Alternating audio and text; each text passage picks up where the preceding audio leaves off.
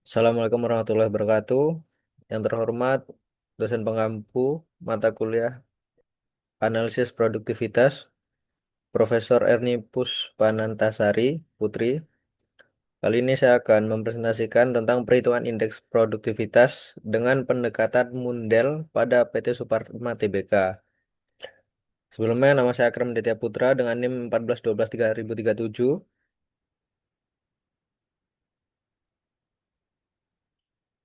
Untuk pendahuluannya seperti ini. Latar belakangnya PT Subarma Tbk adalah perusahaan manufaktur kertas di Surabaya yang telah beroperasi lebih dari 40 tahun. Perusahaan memerlukan alat ukur efisiensi yang akurat. Metode Mundell digunakan untuk menghitung indeks produktivitas dengan membandingkan rasio output atau input antar periode. Tujuannya kali ini adalah untuk mengetahui penerapan metode Mundell dalam industri manufaktur, menghitung IP untuk 8 faktor input produksi, menganalisis perubahan produktivitas antar periode, menyusun saran perbaikan efisiensi operasional, dan berikut rumusan masalah dan manfaat penelitian ini. Produktivitas adalah rasio antara output yang dihasilkan dengan input yang digunakan. Semakin besar output dari input tertentu, semakin tinggi produktivitas. Dalam teknik industri, produktivitas berkaitan erat dengan daya saing, kualitas, dan biaya produksi. Metode Mundell membandingkan rasio output atau input periode diukur dengan periode dasar IP sama dengan AOMP atau RIM dibagi dengan AOBP per RIBP kali 100. AOMP per AOBP sama dengan output agregat, RIM per RIBP sama dengan input dapat diterapkan untuk berbagai jenis input. Tenaga kerja, energi, material, modal, dan lain-lain. Indeks produktivitas ukuran perbandingan tingkat produktivitas antara dua periode dasar versus diukur. Jika IP lebih dari 100, produktivitas meningkat memberikan gambaran yang lebih informatif daripada hanya melihat kenaikan output secara absolut. Faktor yang memengaruhi teknis, kondisi mesin, teknologi, tata letak, kualitas bahan baku. Sumber daya manusia, keterampilan, motivasi, disiplin, keselamatan kerja, energi modal, efisiensi penggunaan listrik dan aset. Untuk manajerial adalah sistem perencanaan dan pengendalian produksi. Penelitiannya jenis dan sumber data sekunder dari profil publik PT Suparma Tbk dan data stimulasi realistis sesuai karakteristik industri kertas digunakan untuk pembelajaran penerapan metode Mundell.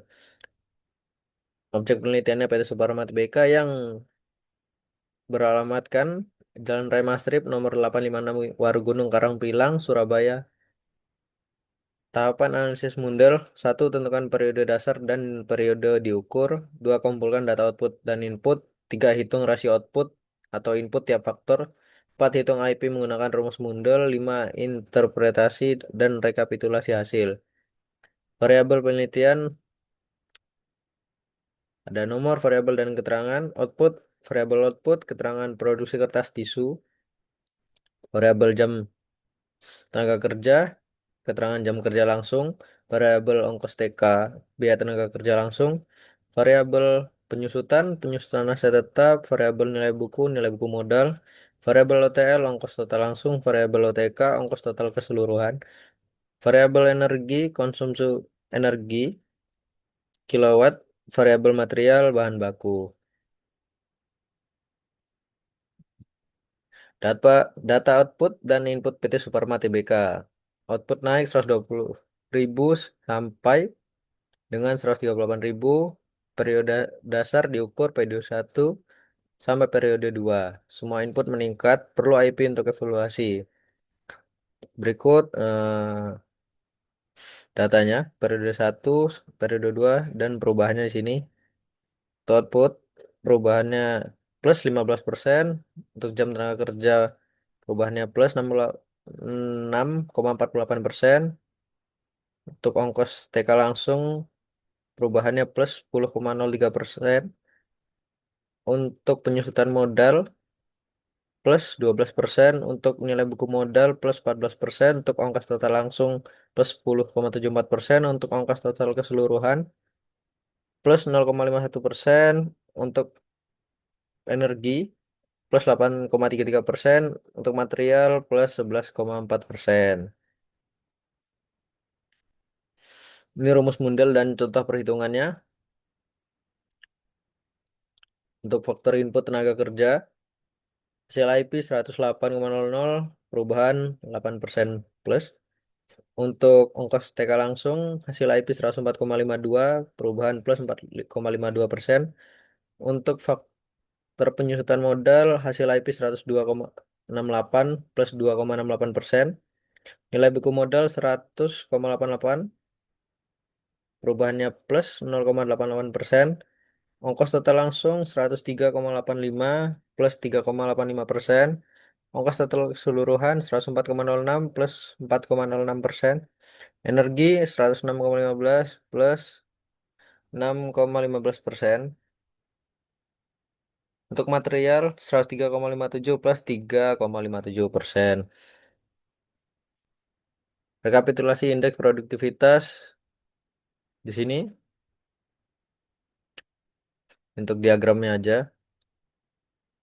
Analisis hasil efisiensi tertinggi IP 108,00 dan 106,15. Perusahaan mampu meningkatkan output tanpa menaikkan jam kerja dan energi secara proporsional. Efisiensi proses produksi dan pengaturan beban kerja berjalan dengan baik.